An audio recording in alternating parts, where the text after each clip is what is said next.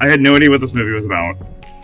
I was delighted. Well, first of all, congratulations on the shortlist. That's really awesome.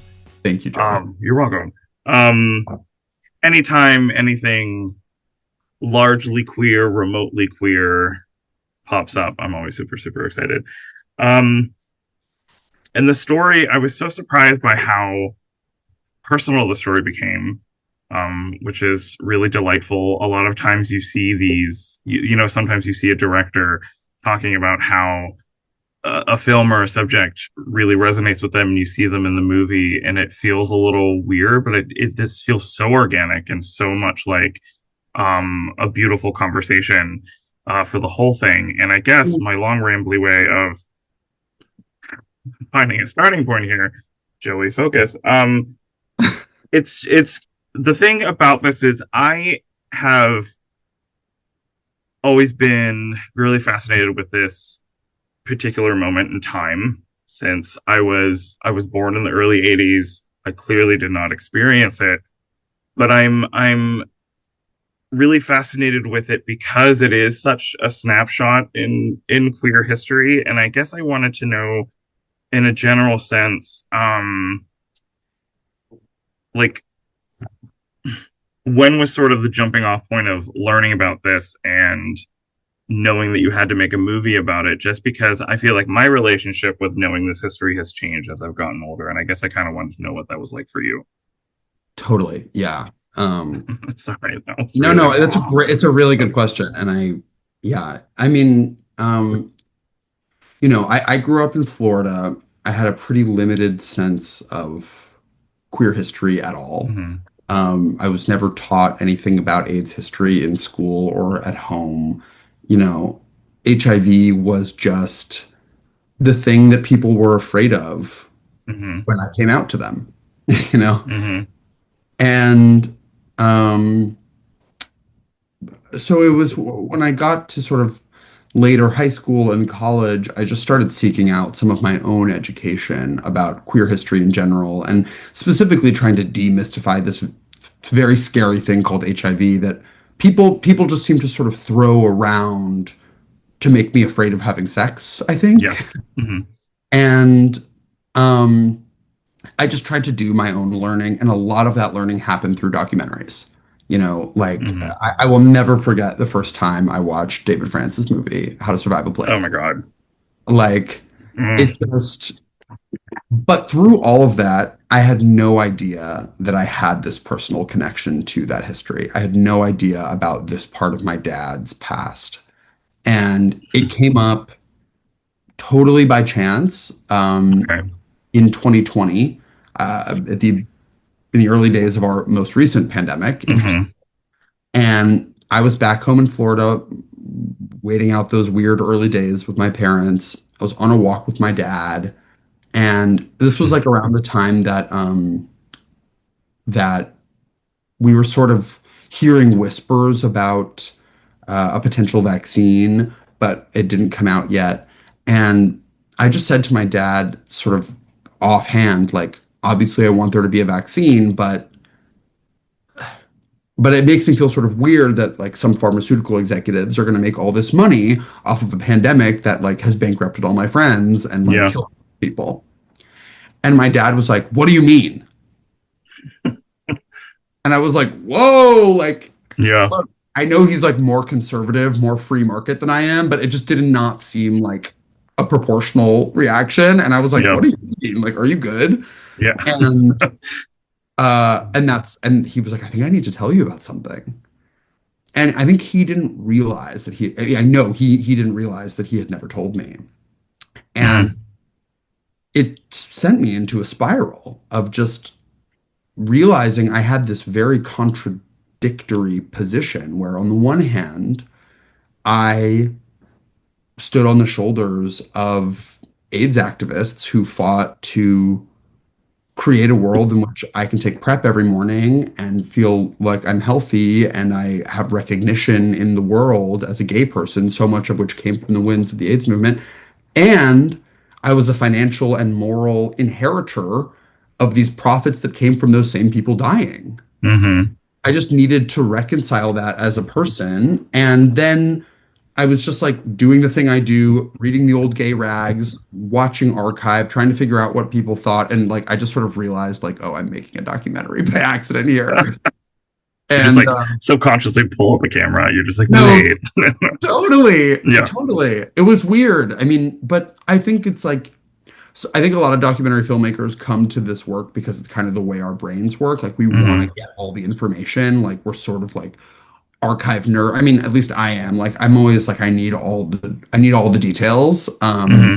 So it's sort of like I was developing without realizing I was developing a Yeah. film. And yeah, and I'll also just say in terms of like the moment I was at in my life, I mean, I sort of like was like for example, I started taking prep like while I was making this film. Like Hmm. my consciousness around HIV and also just like my understanding of myself as an agent who could prevent myself from getting HIV Hmm. really happened during the process of making this film.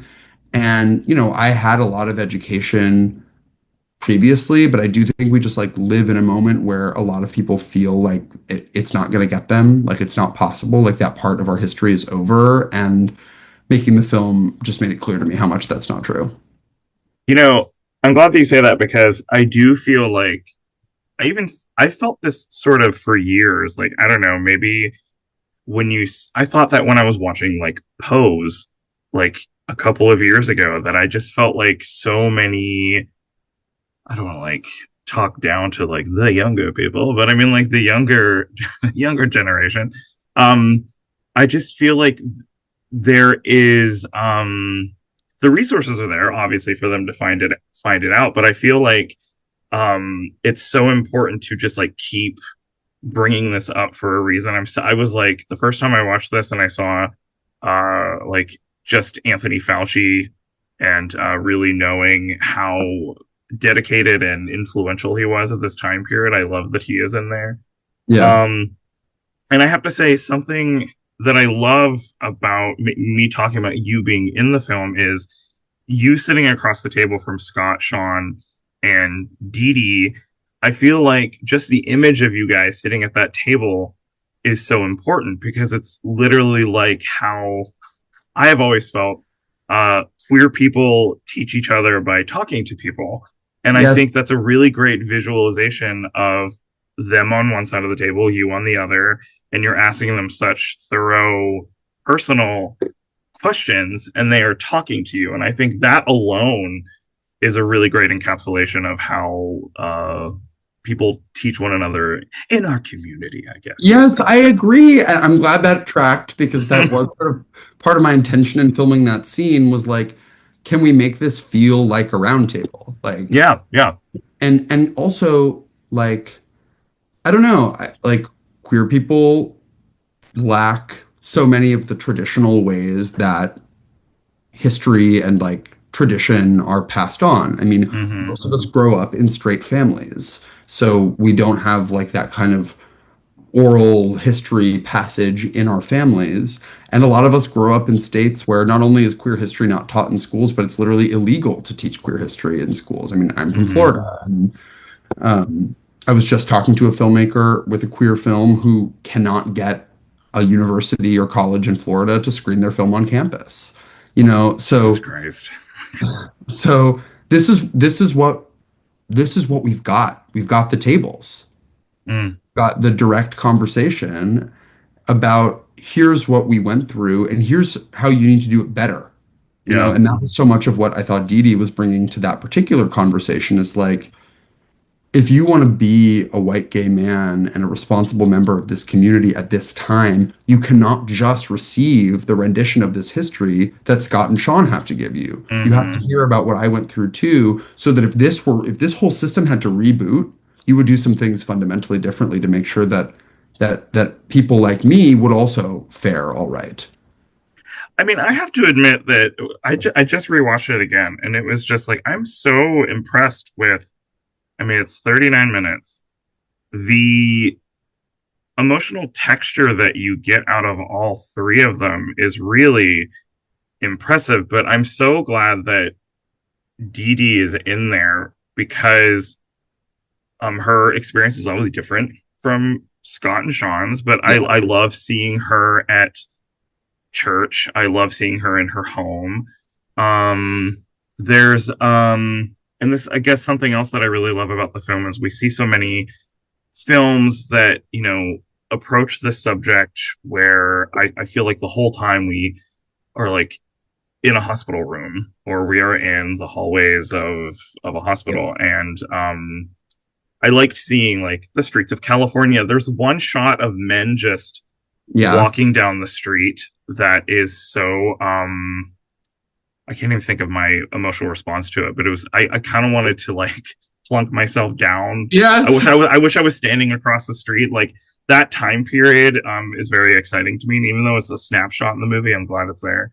Yeah. Um Well, I think a lot of people don't realize like historically what AIDS was, which was like, gay life had existed in such intense secrecy for so long, and then mhm, Stonewall happens, and there's like a sort of at the very end of the 60s, like this emergence of gay life a little bit more into the mainstream, and there's this sort of gorgeous, 11, 12 years, most of which were the 70s, where there mhm, is the sort of walking down the street in the Castro kind of vibe of gay people are looking gay out in the world. They're yeah, cruising, they're being freely gay for one of the first times in history. And then this illness comes and mhm, makes that newfound freedom a risk factor. yeah, So, it's not just that this was a horrible plague, which it was. It's also that like the folks encountering it had just been freed mhm, within their recent memory from a yeah. level of secrecy and a different kind of horror attached to their gayness. You just saying the word you saying plague, I can hear Larry Kramer screaming, "A plague! We're in the middle of a plague." Um, and that's actually something I wanted to ask about in terms of tone. Mm. The film has a really quick, propulsive pace to it, but then I love how someone quite literally says, "So everybody was happy," and there's a shot of you with, I think, a camera, and I think we see it in a the reflection of a mirror, and I guess I wanted to know about the turn of that because it is sort of I sort of can't believe as obnoxiously gay as I am and as much as I read I could not believe the first time that I saw this that I was like I didn't know about this. How did I not know about this? Um and I love how you take us on this really intelligent, very like I said propulsive ride, but I don't know that turn there really hit me especially the second time that I watched it and I was wondering how you kind of handle that with care. Oh, well, thank you. I'm glad that moment worked for you. And yeah, I mean, that moment sort of came out of the natural progression of my interview with Dee Dee, which was that I Mm, started the interview. Usually, I start interviews, I try to run interviews pretty chronologically, yeah. taking somebody through the sort of trajectory of their life. That's what I did with Scott. And I think it typically helps people sort of get lost and forget there's a camera running and, you know, remembering smells and details that Mm, like maybe they don't consciously remember, and usually the thing you're most interested in isn't the thing at the very beginning of their life, so by the time you get to the thing they're most interested in, they're comfortable in front of the mm-hmm, camera. With Dee Dee, I did the interview in sort of a different way. It was the first time I had interviewed somebody not because of what they not because of how they were included in a history, but because of how they had been excluded from it. yeah. And so the first part of the interview was like, we're not talking about you at all. I want to just get all the industry stuff out of the way. What did you know? How did you Mm-hmm, know it? What was it doing for people? What was your impression? And so she did that as sort of like a messenger of just a truly historical voice. And then mm, she was talking about it so positively. She was like, yeah. yes, and all the boys got their island, their vacation houses on their islands, and they got to go on their trips, and it was great for them. It was just great. Mm-hmm, And I literally was like, okay, so what about you? Like, so, you know, so everyone was happy. And I asked it like Yeah. that, sort of because I thought it would be a provocative way to ask it. And I Hmm. thought maybe she would, you know, she would scoff, and she did. Um, but it was a moment where I just it was an invitation, I think, in the interview to say, okay, you've been a great messenger for all these other people. Now I want to hear about you. Yeah. And I want to hear about what it was like for you after you've just established how beautiful and shining this world was, even within the horrors that people were experiencing. What was it like for you to not be able to enter Mm, and have to find another harder, more arduous way to access the same level of basic dignity? Um, mm, and yeah, I mean, she was it was one of the most powerful interviews that I've ever taken part in because she was just so she brought her feelings to the fore. Like she could just go there. We would talk about the viaticals, and she didn't talk about it with like a sourness colored by her own hmm. experience. She really could just put herself in the shoes of the people who benefited. And then I would sort of try and like bring her back into like, Yeah. how did it feel for you? And that she would then bring that anger or bring that feeling. There is something that I noticed both times that I saw it. It's just that I like to, as a white gay privileged person, keeping my own like kind of privilege in check. There's a shot of her standing outside of her home, and there's a little sign on her front door that says something about like video surveillance. And I don't know if this is me just being curious about it. It's just like she is a black trans woman living in the South. She has to, obviously make sure that she protects herself as much as she possibly can. In this climate, whenever she was younger, I don't know, just seeing that small sign on her door really, I think, put into perspective the kind of scope of what the film is doing in terms of how it has affected so many people, but also there are so many people whose stories we haven't heard from before. So anytime I think about the movie, I think of her. Mm, Um, I could spend like hours upon hours upon hours there just hearing her talk. I could yeah. be like this. Yeah. Yeah. Um, Well, don't be too jealous, but I got to do that and it was amazing. I'll live vicariously through you. Yes. Um, I guess on a practical level, I wanted to ask about there's a conversation that you had with your dad. I mean, you described the conversation that you had with him when you learned about this initially, but I guess I wanted to say, or wanted to ask really, not like the formalness of talking to your dad about something that is so, historically significant, but I guess I wanted to know what it was like to interview your father in a professional kind of manner. Yeah, it was honestly uncomfortable. Really? Um, Okay. yeah, just I mean, I love him and like I feel comfortable with him, but like Hmm. what was uncomfortable about it was that I didn't want him to feel like my curiosity or my anger at the circumstances was anger at him. I Hmm. guess what I'm trying to say is like my dad, if any other documentary filmmaker had wanted to make this film or make a film with him in it, he would have just thought about it a lot more deeply. And I think Hmm. would have had a lot more walls up and been guard. He trusts me because I'm his Yeah, son. of course. And in a way, I just, that trust, like, I just didn't want to take advantage of it. Like I knew I could tell that he had his guard down and he was like, you really can ask me anything. Like I'm Mm, open. And, it made me feel like I had this duty or a desire to care for or protect him in the process, while also having some very serious questions that I needed answered, not just mm, for the movie, but for myself. And I had intentionally not really been talking to him through the process. Like, we had that initial conversation. We'd talked a couple other times, but like then I sort of like dropped the topic and like went on my own journey with Scott and with Sean. And I Mm-hmm. when I talked to my dad was after Sean, but before I had done my full interview with Dee Dee.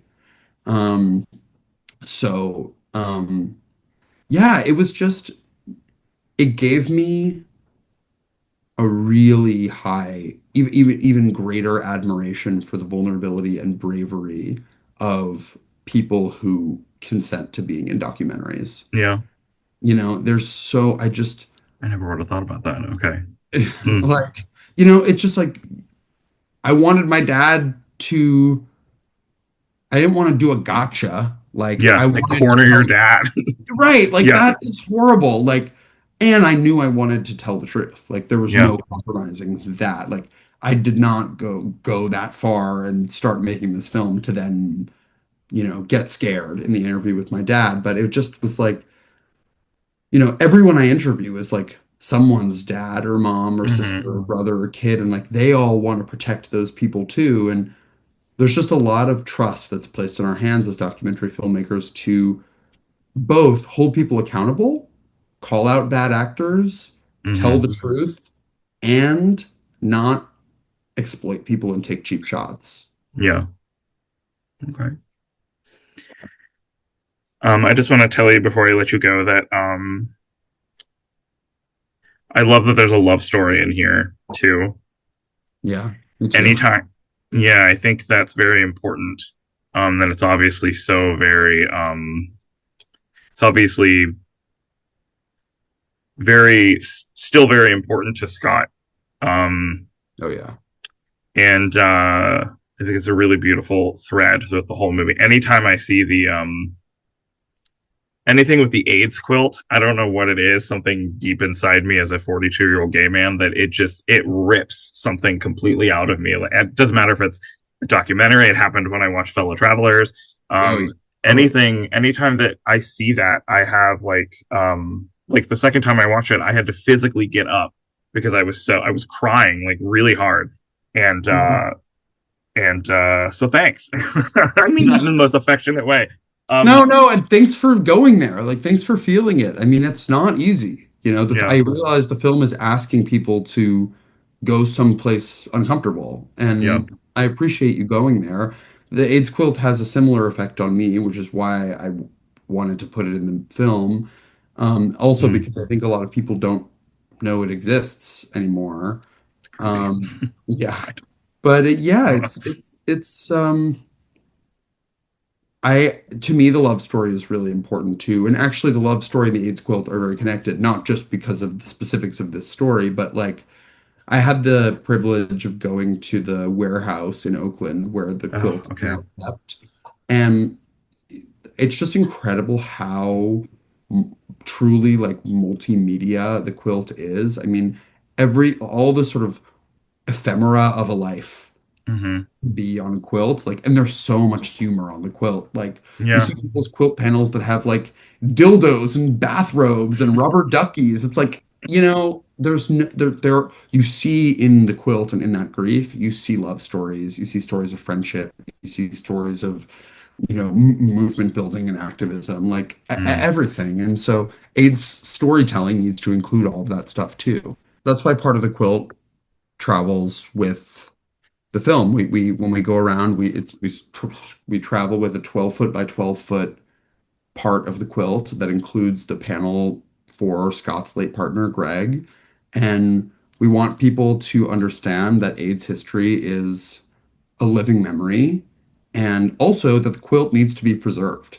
Mm. It's not cheap to do that. And so we are working in partnership with the National AIDS Memorial to sort of channel the energy that is hopefully generated by people watching the film into both action to protect people's healthcare now and a sort of stewardship of AIDS memory. You know, first of all, I love that his panel, it's just a picture of him. Um, that speaks to a lot of the variety of quilt Yeah. squares that you mentioned before. He was such a what a good looking man. First of all, it's Yeah. just it's and in a really kind of like dark kind of way, like I was worried about the physical nature of the quilt. Seeing them like unfurl it, I would just be, I don't know, maybe it's just all the crap I've seen in the last couple of years that I would be like, I would be afraid to almost see that out in public just because I don't trust anybody.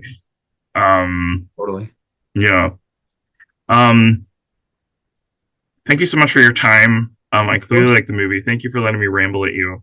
I loved it. This is my favorite thing ever. Okay. So very I'm really rooting for the movie. The first when I went through all of the shorts, this was the last short that I watched and I didn't know what it was about. So I feel like it was almost like destiny for me to watch it. Oh, wow. So Thank you. congratulations again. Thank, Really rooting for the movie and just thank you so much for your time. thank you.